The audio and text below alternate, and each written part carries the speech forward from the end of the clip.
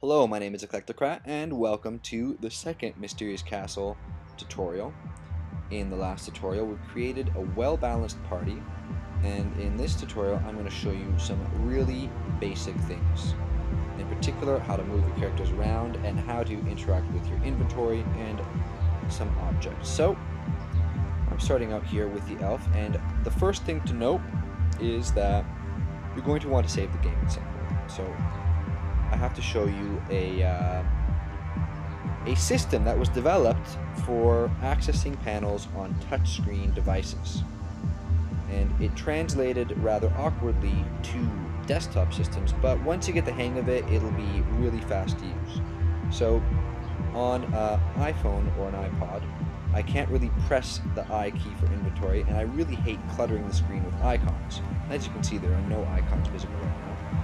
So I decided you can swipe in order to slide a panel in, like one of those sliding panel puzzles where you try to put a picture together. You can just slide panels in and out. In this case, by swiping from right to left, I can bring in a panel, but it is not done with a mouse. I've translated it rather to the arrow key. So I'm going to press the left arrow key, and there you go. You've got a panel. And this is the inventory and status display. You can switch between your characters as well when you're out of combat. And you can see my elf starts out with lots of goodies. Actually, I'm experimenting with some reforgeable items here. You're not going to start out with an awesome reforgeable blade, but you can be able to find it later. And I have a treasure map. This is a good place to start. Any item I click on, I'm going to have a menu pop up with a series of actions. In this case, I can read the map, I can drop the map, I can move it, or I can put it somewhere. Putting it's a little bit different than dropping it in the sense that I can select where I want to put it. In future incarnations of the game, I hope that you'll be able to have a home base where you can build yourself a home and put your spare treasure there. In the meanwhile, I'm going to read the map, and it says X marks the spot, and I'll show you what happens. As I slide out, the mini-map reappears, and these little yellow pips show you the closest place to find treasure, and that's very useful. As well, I have a book here. I can read the book, and this is a long action. You can see the little icons next to the actions describe how long it takes. Dropping is very quick. It's what's called an instant action. Moving and giving the item as well, putting it is all very quick, whereas reading something takes a few moments of your time. So I can read it. This is a really brief and rather inane introduction to the game, but there you are, and I can click anywhere to get rid of it. I have an apple here. I can eat that, or I can move it and drop it. But in this case, I'm going to take a look at my troll, and he's got a pretty cool warhammer. Oh, that's great. He started out with a really nice weapon. And now I can press the right arrow key to slide this panel out. Remember this sliding metaphor, as if I'm swiping. There you go. Now if I press the right arrow key again, I'm going to slide in the panel on the left, which in this case is the spellbook. Now trolls are pretty stupid, so they are not really capable of casting spells, but if I press tab, then I switch to the next character. And there you see that elves are pretty handy with the magical spells. I'm going to press tab again, and in this case my only spellcaster is the elf. So I'm going to swipe out the spellbook by pressing the left key. And now you're going to want to save your game at some point, so you're going to swipe from the top to the bottom. And what's going to pop in is the general options pane. Now these options all affect sort of inconsequential aspects of the game, except for the light. I'll explain the light in a bit. But the ambient is the sound effects that are happening in the background, such as the crickets in the forest or water dripping in caves. I like them kind of high. I think they're pretty good.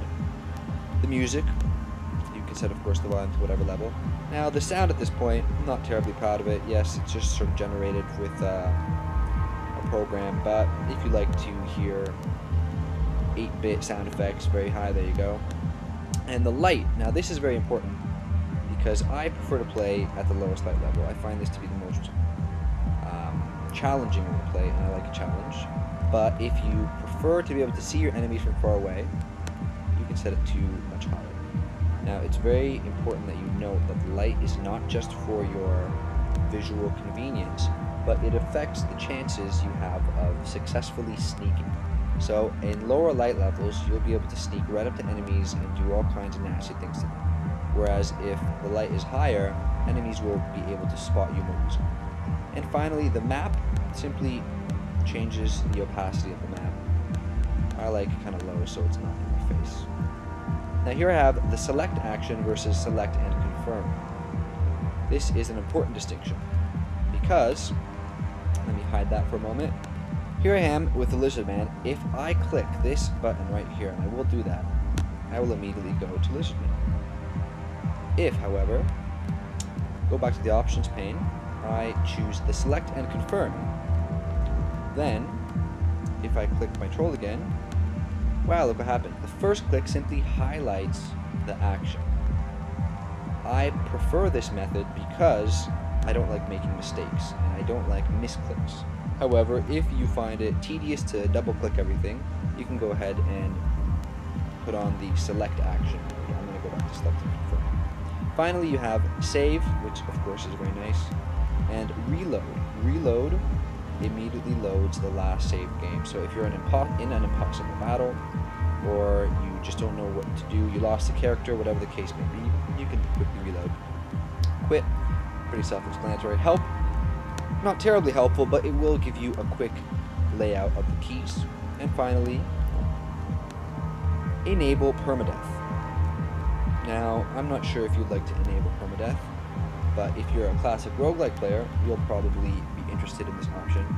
What this does, will give you a warning that this is going to make it so that any character that dies stays dead. You cannot really cheat the system. Once a character dies, the game is notified to never allow that character to respawn. It doesn't matter if you crash the game, immediately turn off your computer, anything else that happens, that character is dead. Now, if you really want, of course, you can hack the save files, but that's a whole other kettle of worms. So, I am not going to enable permadeath because in this tutorial series, I'll probably make a few mistakes, and I want to keep all the characters around to show you what they can do. And finally, for the last part of this tutorial, as you can see, I accidentally selected a path. Now, selecting a path is not the same thing as walking the path. Obviously, you need to confirm that path. You can choose a path that goes anywhere you like. In this case, you can also decide to drag a path around. So here, I'm just going to drag the path and sort of pick whichever one I like. And to confirm it, just click the same spot. There you go. I'm walking. That's pretty easy. So, that's the basic essentials of the game.